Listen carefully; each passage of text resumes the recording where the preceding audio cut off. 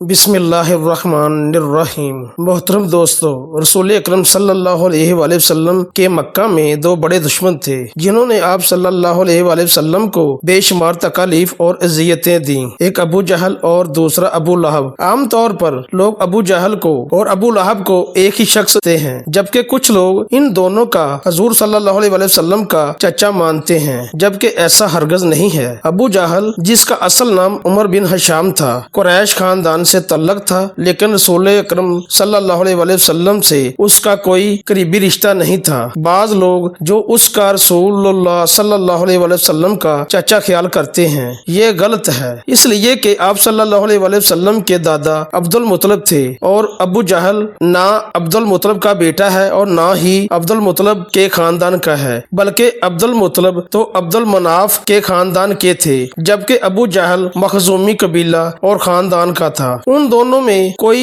خونی رشتہ نہیں تھا۔ ابو جہل کا شجر نسب کچھ یوں ہے: ابو جہل بن ہشام بن المغیرہ بن عبداللہ بن عمر بن مخزوم القریشی المخزومی ہے۔ ابو جہل جنگ بدر میں اپنے انجام کو پہنچا، جہاں پر اسے دو بچوں حضرت معوذ اور حضرت معاذ نے اسے زخمی کر دیا، اور حضرت عبداللہ بن مسعود نے اس کی گردن دھڑ سے الگ کر دی۔ تاریخ میں اکثر ابو جہل کو اسلام کا سب سے بڑا دشمن قرار دیا جاتا ہے، جبکہ باریک بینی سے جانچا جائے تو ابو لہب اسلام اور محمد صلی اللہ علیہ وسلم کا سب سے بڑا دشمن تھا۔ اس کی اصل کنیت ابو عتبہ تھی، لیکن اس کے والد حضرت عبد المطلب اس کے چہرے کی سرخی کی وجہ سے اسے ابو لہب پکارتے تھے۔ ابو لہب حضور اکرم کا حقیقی چچا تھا۔ جب ابو لہب کو کسی نے بتایا کہ آپ کے چھوٹے بھائی عبداللہ کے گھر بیٹا پیدا ہوا ہے تو ابو لہب بہت خوش ہوا۔ اس نے ایک لونڈی صوبیہ کو آزاد کیا۔ ابو لہب اسلام کے بڑے دشمنوں میں سے ایک تھا۔ جب حضور اکرم نے اللہ نے نبوت کیا تو ابو لہب نے سخت مخالفت کی اور رسول اللہ کی شان میں گستاخی پر بھی اتر آیا۔ جب خدا کی طرف سے رشتہ داروں کو دین کی دعوت دینے کا حکم ہوا تو رسول اللہ صلی اللہ علیہ وآلہ وسلم نے کوہ صفا پر چڑھ کر قریش والوں کو پکارا۔ جب سارے اکٹھے ہوئے، رسول اللہ صلی اللہ علیہ وآلہ وسلم نے فرمایا: اگر میں آپ سے یہ کہوں کہ اس پہاڑی کے پیچھے سے ایک لشکر تم پر حملہ کرنے والا ہے تو کیا تم میری بات پر یقین کرو گے؟ سب نے رسول اللہ کے حکم پر لبیک کہا اور کہا: آپ صلی اللہ علیہ وآلہ وسلم ہمیشہ ہی سچ بولتے ہیں۔ اس کے بعد رسول اللہ صلی اللہ علیہ وآلہ وسلم نے فرمایا: اے لوگو، میں خدا کے حکم سے تم کو ایک سخت عذاب سے آگاہ کرنے کے لیے آیا ہوں جو دشمن کے حملے سے بھی زیادہ خطرناک ہے۔ جب رسول اللہ صلی اللہ علیہ وآلہ وسلم نے یہ الفاظ فرمائے تو ابو لہب نے آپ کی مخالفت کرتے کہا: غارت ہو تم پر، نعوذ باللہ، تم نے ہم کو اس لیے بلایا ہے کہ اس پر سورۃ لہب بھی نازل ہوئی۔ جب رسول اکرم صلی اللہ علیہ وآلہ وسلم پیغام خدا دیا کرتے تو ابو لہب آپ کو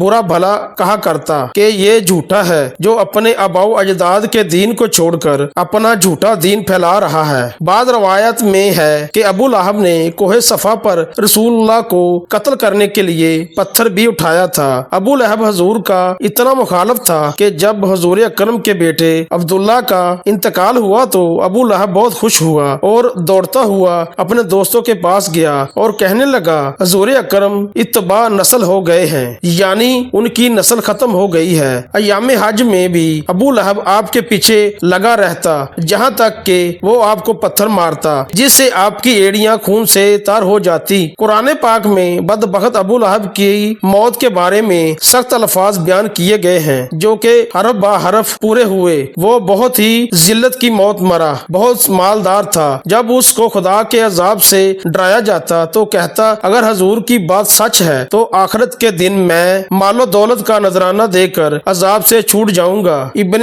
اسحاق سے مروی ہے کہ جب ابو لہب کی بیوی ام جمیل کو پتہ چلا کہ میرے خاوند کے بارے میں سورت نازل ہوئی ہے تو وہ ایک پتھر لے کر رسول اللہ صلی اللہ علیہ وسلم کو مارنے کے لیے مسجد الحرام میں پہنچ گئی۔ جب مسجد الحرام میں حضرت محمد اپنے پیارے ساتھی حضرت ابو بکر صدیق کے ساتھ آرام فرما رہے تھے تو اللہ تبارک و تعالیٰ نے ام جمیل کی نظر پر ایسا پردہ ڈالا کہ اس کو صرف حضرت ابو بکر ہی نظر آئے۔ اس سے پوچھا: مجھے معلوم ہے کہ محمد میری مذمت رجوع کرتے ہیں، خدا کی قسم اگر محمد میرے سامنے ہوتے تو میں ان کو یہ پتھر مارتی۔ وہ دشمن اور مخالفت کی وجہ سے رسول اللہ کو को नौजुबिल्लाह मुजम्मम कहते थे। ये कहकर वो वापस चली गईं। कुरैश वाले जब मुजम्मम कहते तो रसूलुल्लाह फरमाते, ऐ लोगो, अल्लाह ने किस तरह उनको सब्र शिकम मौत से फेर दिया है और वो मुजम्मम को बुरा भला कहते हैं। मैं तो मोहम्मद हूँ। अबू लहब कुरैश का मालदार आदमी था।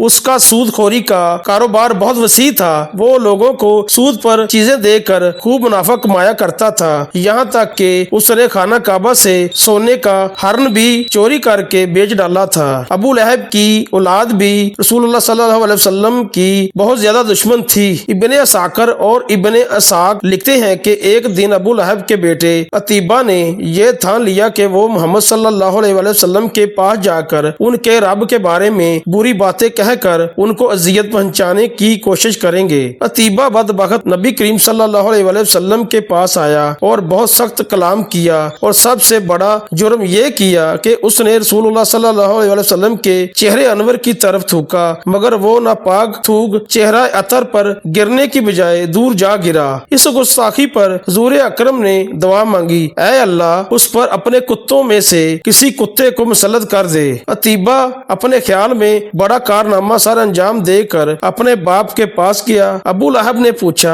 प्यारे बेटे, तूने उसे क्या कहा? उसने बताया कि मैंने ये कहा। उसने पूछा, फिर उसने क्या कहा? अतीबा ने बताया, उसने ये बददुआ दी थी। ये सुनते ही अबू लहब का रंग सुर्ख हो गया, क्योंकि वो जानता था कि मोहम्मद सल्लल्लाहु अलैहि वसल्लम की कोई भी दुआ ऐसी नहीं जो कबूल ना हो। अब हाल ये हो गया कि वो पल पल अपने बेटे का ख्याल रखता। एक दफा अबू लहब तिजारत के गर्ज से काफिले के साथ मुल्क शाम रवाना हुआ और रास्ते में रात हो जाने की वजह से इन्हें जंगल में पड़ाव करना पड़ा। जंगल में खौफनाक जंगली जानवर का खतरा था। तो अब आपको बार बार अपने भतीजे मोहम्मद की बददुआ याद आ रही थी। अबू लहब ने काफिले वालों से कहा, क्योंकि तुम लोगों पर मेरे बहुत से एहसानात हैं, तो तुम मेरे इन एहसानात का बदला इस तरह दो कि आज रात मेरे बेटे अतीबा और उनके सामान की तुम सब हिफाजत करो। मेरे बेटे का बिस्तर लगा दो। मेरे सामान के इर्द गिर्द तुम सब जमा हो जाओ। चुनाचे सब ने ऐसा ही किया।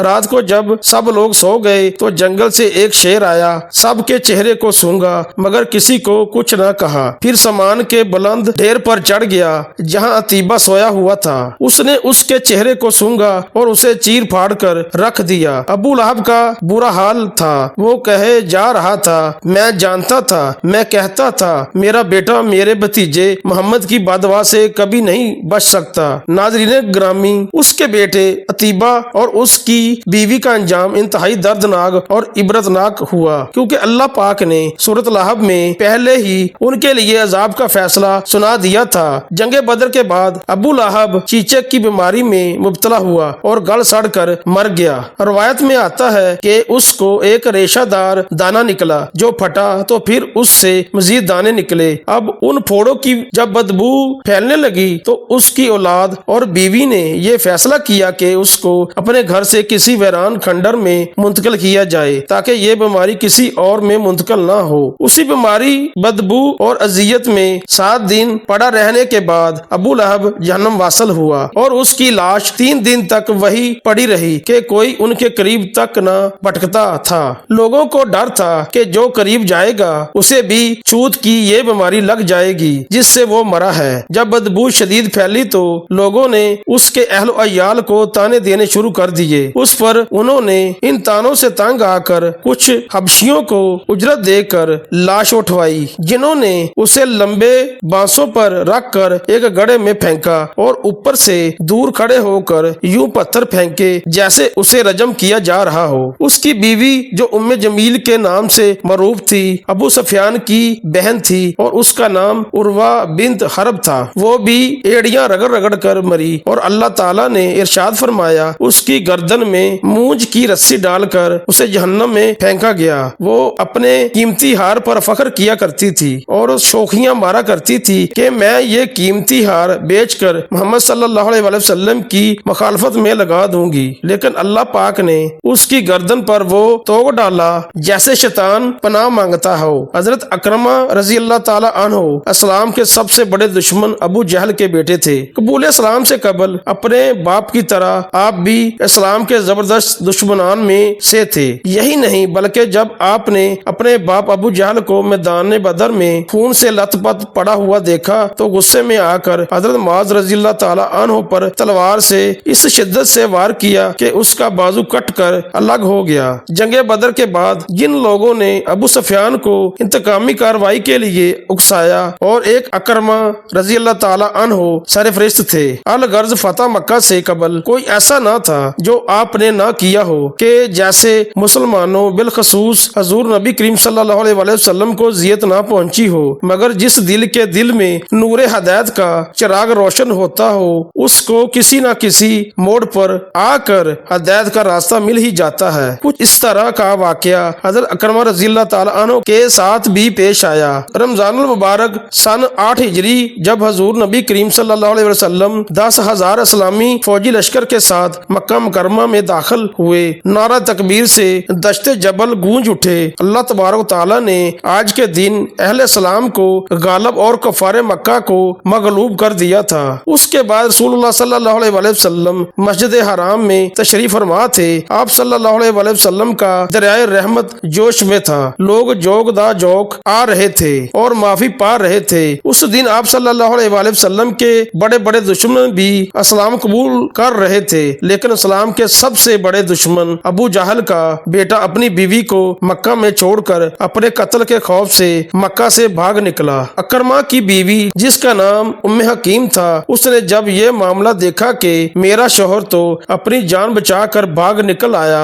تو آپ صلی اللہ علیہ وآلہ وسلم کی خدمت میں حاضر ہو گئی۔ رسول اللہ صلی اللہ علیہ وآلہ وسلم نے پوچھا یہ کون ہے؟ عرض کیا گیا یہ ابو جہل کی بھتیجی ہے جو کہ اس کی بہو بھی ہے، یعنی حضرت اکرمہ رضی اللہ تعالی عنہ کی بیوی ہے، اور یہ آپ صلی اللہ علیہ وآلہ وسلم کی خدمت میں حاضر ہوئی ہے تاکہ اسلام قبول کر سکے۔ چنانچہ نبی رحمت صلی اللہ علیہ وآلہ وسلم نے حضرت ام حکیم کو عافیت عطا فرمائی اور دار اسلام میں داخل فرما دیا۔ حضرت ام حکیم رضی اللہ تعالی عنہا نے جو جب یوں دریائے رحمت جوش میں دیکھا تو موقع غنیمت جانتے ہوئے بڑے ہی درد مندانہ لہجے میں عرض کیا یا رسول اللہ صلی اللہ علیہ وآلہ وسلم، میرا شوہر اکرمہ اپنے قتل کے خوف سے یمن کی طرف بھاگ گیا ہے، اگر آپ صلی اللہ علیہ وآلہ وسلم ان کو امان دیں تو میں ان کو واپس لے آؤں۔ نبی رحمت صلی اللہ علیہ وآلہ وسلم نے فرمایا اے ام حکیم، میں نے تیرے شوہر کو امان دی، جاؤ اس کو لے آؤ۔ ام حکیم رضی اللہ تعالی عنہا یہ عائشہ سن کر خوشی کی کوئی انتہا نہ رہی، وہ فوراً دوڑی اور جنگل کے راستے کی طرف چل نکلی۔ دوسری طرف اکرمہ مکہ سے بھاگ کر ساحل سمندر تک پہنچ چکے تھے۔ ساحل تک پہنچتے ہی آپ کو یمن جانے والی کشتی تیار مل گئی۔ آپ فوراً ایک کشتی میں سوار ہو کر روانہ ہو گیا۔ کشتی ساحل کو چھوڑ کر ابھی کچھ آگے ہی بڑھی تھی کہ بمبر کی لپیٹ میں آ گئی۔ لوگوں نے چیخنا چلانا پکارنا شروع کر دیا، حتیٰ کہ اکرمہ لات و عزا کو پکارنے لگا۔ لوگوں نے جب یہ سنا تو کہنے لگے سردار یہ وقت لات و عزا کو وغیرہ کو پکارنے کا وقت نہیں ہے، یہ ہمارے معبود ہماری کشتی کو بمبر سے نہیں نکال سکتے۔ اگر زندگی عزیز ہے، اگر زندگی چاہتے ہو تو محمد صلی اللہ علیہ وسلم کے رب کو پکارو۔ اکرمہ نے کہا یہ ممکن نہیں، کیونکہ ساری زندگی میرے باپ اور میری قوم کی محمد صلی اللہ علیہ وسلم سے یہی تو لڑائی رہی ہے۔ وہ کہتا ہے کہ ہمارے معبود جھوٹے ہیں اور ہم کہتے ہیں کہ ہمارے معبود سچے ہیں، اور اسی وجہ سے تو میں مکہ چھوڑ کر بھاگا ہوں۔ اب آپ اگر یہاں کشتی میں نے اس کے معبود کو ہی مدد کے لیے پکارنا ہے تو مکہ میں رہ کر کیوں نہ پکار لیتا۔ ملاحوں نے جو اکرمہ سے یہ الفاظ سنے تو کہنے لگے پانی میں تمہارے معبودوں کی کوئی نہیں چلتی، وہ محمد صلی اللہ علیہ وسلم کا رب بھی ہے جس کی پانی سمیت ہر جگہ چلتی ہے، تو ہم اسی کو پکارتے ہیں تاکہ زندگی تو کم از کم محفوظ رہے۔ کشتی بمبر میں گرتی چلی جا رہی تھی۔ حضرت اکرمہ رضی اللہ تعالی عنہ نے جو یہ منظر دیکھا تو فوراً بول اٹھے، فوراً تڑپ اٹھے، اے اللہ میں عہد کرتا ہوں اگر طوفان سے میں زندہ سلامت بچ نکلا تو خود کو حضرت محمد صلی اللہ علیہ وسلم کے سامنے پیش کر دوں گا اور اپنا ہاتھ ان کے ہاتھ میں رکھ دوں گا، پس میں ان کو نہایت معاف کرنے والا اور معزز پاتا ہوں، امید ہے کہ وہ مجھے معاف کر دیں گے۔ پس اکرمہ کا یہ عہد کرنا ہی تھا کہ اسی وقت اللہ تبارک و تعالیٰ نے کشتی کو بمبر سے نکال باہر کیا اور کشتی کا رخ دوبارہ ساحل کی طرف ہو گیا۔ چنانچہ کشتی ساحل پر جا ٹھہری تو اکرمہ کو دور دور کھڑی اپنی بیوی حضرت ام حکیم نظر آ گئی۔ حضرت ام حکیم نے اپنے شوہر اکرمہ کو دیکھا تو کہا، اے اکرمہ، تم کہاں بھٹکتے پھر رہے ہو؟ میں نے اللہ کے رسول صلی اللہ علیہ وسلم سے امان طلب کر لی ہے، جو تمام جہان کے لوگوں میں سب سے زیادہ نیک، سب سے زیادہ مہربان اور معاف کرنے والے ہیں اور صلہ رحمی کرنے والے ہیں۔ آپ نے کہا، اکرمہ میرے ساتھ چلو، اپنے آپ کو ہلاک نہ کرو، وہ تمہیں معاف کر دیں گے۔ کوئی تیری معافی کے بارے میں کوئی تجھ سے سوال نہیں کرے گا اور نہ ہی تو اسے کوئی کسی قسم کا سوال ہوگا۔ حضرت اکرمہ رضی اللہ تعالی عنہ نے اپنی بیوی کے یوں خیر خواہی کے الفاظ سنے تو فوراً مکہ واپس جانے کو تیار ہو گیا۔ الغرض وہ دونوں مکہ پہنچے اور سیدھا بارگاہ رسالت مآب صلی اللہ علیہ وسلم میں پہنچ گئے۔ حضور نبی کریم صلی اللہ علیہ وسلم نے جب دونوں کا اپنی طرف آتے دیکھا تو چہرہ مبارک خوشی سے چمک اٹھا اور آپ صلی اللہ علیہ وسلم اپنی جگہ سے اٹھے اور آگے بڑھ کر دونوں کا استقبال کیا اور اکرمہ کو اپنے پاس بٹھایا۔ حضرت اکرمہ رضی اللہ تعالی عنہ نے عرض کیا، یا رسول اللہ صلی اللہ علیہ وسلم، ام حکیم نے مجھے پیغام دیا ہے کہ آپ صلی اللہ علیہ وسلم مجھے امان دی ہے۔ نبی رحمت صلی اللہ علیہ وسلم نے فرمایا، ہاں اکرمہ، تجھے امان ہے۔ حضرت اکرمہ رضی اللہ تعالی عنہ اسی لمحے میں کلمہ پڑھا اور دار اسلام میں داخل ہو گئے۔ حضرت اکرمہ رضی اللہ تعالی عنہ قبول اسلام کے بعد کفر اسلام کے مابین جو بھی مار کے پیش آئے اس میں ذوق و شوق کے ساتھ شریک ہوئے اور مسلمان جب بھی کسی مہم میں نکلے اس میں آگے آگے رہے۔ مارکہ یرموک میں تو حضرت اکرمہ رضی اللہ تعالی عنہ میدان قتل کی طرف اس طرح لپکے تھے کہ جیسے کوئی شدید پیاسا شدید گرمی میں ٹھنڈے میٹھے پانی کی طرف لپکتا ہے۔ اس موقع پر جب مسلمانوں پر دشمن کا دباؤ بہت ہی زیادہ بڑھ گیا تھا، وہ اپنے گھوڑے سے کود پڑے، تلوار کی نیام توڑ کر پھینک دی اور ننگی تلوار لے کر رومیوں کے صفوں میں گھس گئے۔ یہ دیکھ کر حضرت خالد بن ولید رضی اللہ تعالی عنہ نے فوراً ان کے پاس جا کر کہا، اکرمہ ایسا نہ کیجیے، ایسی غلطی مت کیجیے، اپنی جان کو خطرے میں نہ ڈالیے۔ آپ رضی اللہ تعالی عنہ کا شہید ہو جانا مسلمانوں کے لیے ناقابل برداشت اور ناقابل اختلافی ثانیہ ہوگا۔ صحبت رسول صلی اللہ علیہ وسلم سے استفادہ اور خدمت اسلام میں تم کو میرے اوپر سبقت حاصل ہے۔ میں اور میرے باپ رسول صلی اللہ علیہ وسلم کے مخالف تھے اور میں آخری دم تک اس مخالفت پر رہا، اس لیے صحبت رسول صلی اللہ علیہ وسلم کا شرح میرے حصے میں بڑی تاخیر سے آیا ہے۔ مجھے چھوڑ دو، آج میں گزشتہ کوتاہیوں اور غلطیوں کی تلافی کر لینا چاہتا ہوں۔ پھر قدر توقف کے بعد فرمایا، میں بہت سے موقع پر رسول اللہ صلی اللہ علیہ وسلم کے ساتھ جم کر لڑا، کیا آج ان رومیوں کے مقابلے میں راہ فرار اختیار کر لوں؟ ایسا کبھی نہیں ہو سکے گا۔ جب فضا یرموک پر جنگ قتال کے بادل چھٹے اور مسلمانوں کی عظیم و شان فتح کا آفتاب طلوع ہوا تو یرموک کی زمین پر 3 مجاہد زخموں سے چور چور پڑے ہوئے تھے اور وہ تھے حضرت حارث بن ہشام رضی اللہ تعالی عنہ، حضرت یاش بن ربیہ رضی اللہ تعالی عنہ اور حضرت اکرمہ رضی اللہ تعالی عنہ۔ شدت تشنگی سے بے تاب حضرت حارث رضی اللہ تعالی عنہ نے پانی مانگا۔ جب پانی ان کو پیش کیا جا رہا تھا تو حضرت اکرمہ رضی اللہ تعالی عنہ نے ان کی طرف دیکھا۔ حضرت حارث رضی اللہ تعالی عنہ نے پہلے ان کو پانی پلانے کا اشارہ کیا اور جب پانی ان کے پاس لے جایا گیا تو حضرت عیاش رضی اللہ تعالی عنہ ان کی طرف نظر اٹھا کر دیکھا۔ حضرت اکرمہ رضی اللہ تعالی عنہ نے اشارہ کیا کہ پہلے ان کی پیاس بجھائی جائے اور جب پانی پلانے والا ان کے قریب گئے تو دیکھا کہ وہ سب بے نیاز ہو چکے تھے۔ وہ پلٹ کر پہلے دونوں صحابیوں کے پاس پہنچے تو وہ لوگ بھی آب کوثر سے اپنی پیاس بجھا چکے تھے۔ انا للہ و انا الیہ راجعون۔ ناظرین، اللہ تبارک و تعالیٰ سے دعا ہے کہ اللہ تعالیٰ ان پر ہزاروں رحمتیں نازل فرمائے، آمین یا رب العالمین۔ ناظرین، اگر آپ کو میری آج کی ویڈیو اچھی لگی ہو تو ویڈیو کو لائک کریں، دوستوں میں شیئر کریں، چینل کو سبسکرائب کریں۔ اللہ حافظ۔